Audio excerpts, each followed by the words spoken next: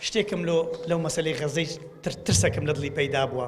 زانکۆیەک لە تەل ئەبیب هەیە بە ناوی زانکۆی ئیسلامی تەل ئەبیب. ئەی هاوار جوولەکە چیشی بە زانکۆی ئیسلامیە. باشە زانکۆی ئیسلامی چ دەکە لە تەل ئەبیب بۆ خاتری خوای؟ لە ساڵی 1956ەوە دامەزراوە. 56 دەبی چەند وەزبەی تەخەڕوجکردن زانکۆیەکی داخراوە. والله الذي لا إله غيره گومانم نییە خەریجی زانکۆی تەل ئەبیب زانکۆی ئیسلامی تەل ئەبیب لە کوردستانی هەنێ ئێستا داوەشەکەن.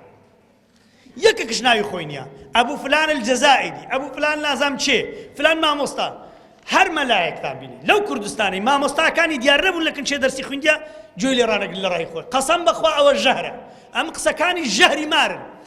پێنج قسەی جوانت لۆ دەکەن تەفسیری قول هو الله لۆ دەکەن لە ئاخیری پشکێک ژەهری تێک هەڵدەکەن چونکە ئەوە دەزانی چۆن باسی دین چۆن تێک دەدا.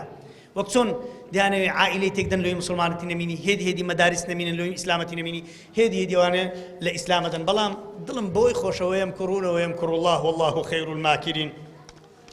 خوای گەورە باشترین زاتە کە فێڵ و فرتی ئەوانە بەتاڵ کاتەوە. خەتەر چییە ئێمە دیفاع لە غەزە نەکەین؟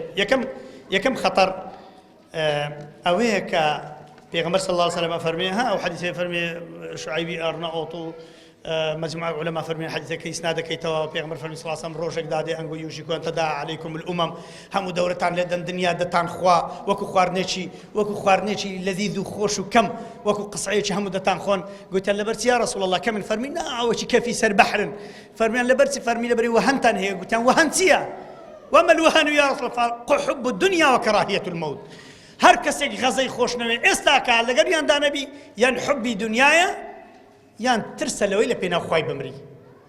ئەوە لەو ڕۆژانە گەنجێک هات ئەوەی هەلو پێکردین و خۆشی باسەکەم گوتی مامۆستا من زۆر عاجزم لەو غەزەی بەس دوێنێ لە داعوەتێکی من دوێنێ ئێوارە گوتم گوتی مامۆستایەک 7 کفتەی خوارد گوتی قۆبچەکانی قەمیسی خەریک بوو پێوە نادرا وەڵای زۆر خەفەتی دەخۆم لەو غەزەی وەڵای مامۆستا ئەگەر خەفەتت خوارد بە 7 کفتت ناخوارد ماڵتەوە هەر دوعاکت لەو کردوە لەوەی دوعات قبوڵ بە جا ئیوا هەیە ئامادەیە ئەرقا خواردن لە مەطعەمێ بخوا بەس 5 دینار لە ئێرە 5000 لە ئێرە دانەنێ بابا ئەوڕۆ لە زیی خۆت بگرۆ منداڵەکەت فێر کە برێ ئەوڕۆ دەچێ مەکتەبێ ڕۆژانەکەت لۆ غەزەیە دەخۆ بزانم بەشداری لەوەی یان بەشدارنی.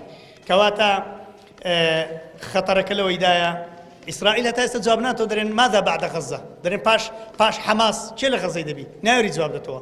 حتا تازە جۆم لێ ڕاگر لە هەندێک کەناڵی ناوە خۆش دەیگۆ لەوانەیە قووەتێکی نێودەوڵەتی بێ حکمی ئێرە بکات دەزانن لۆ تەماشای فێری چ بووین.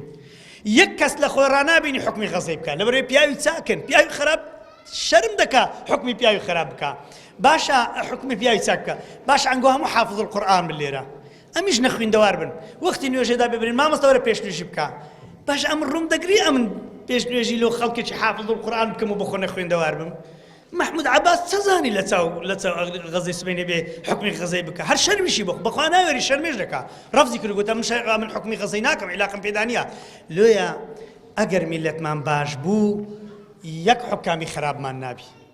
حەدیثەکەی وەلەوە ضەعیفە ڕیوایەت کرا لە پێغەمبەر صلی الله علیه وسلم فەرمی کەیفەما تەکونوا یوەلا عەلەیکم ئەنگۆ کوو بن خوا ئیچوو هەتا لەسەر مسەڵەت دەکا.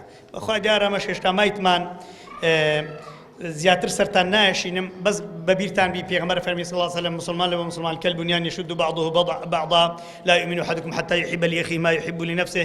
پێغەمبەر فەرمی صلی الله علیه وسلم مثل المؤمنين في توادهم وتراحمهم وتعاطفهم كمثل الجسد الواحد إذا اشتكى منه عضو تداعى له سائر الجسد بالسهر والحمى.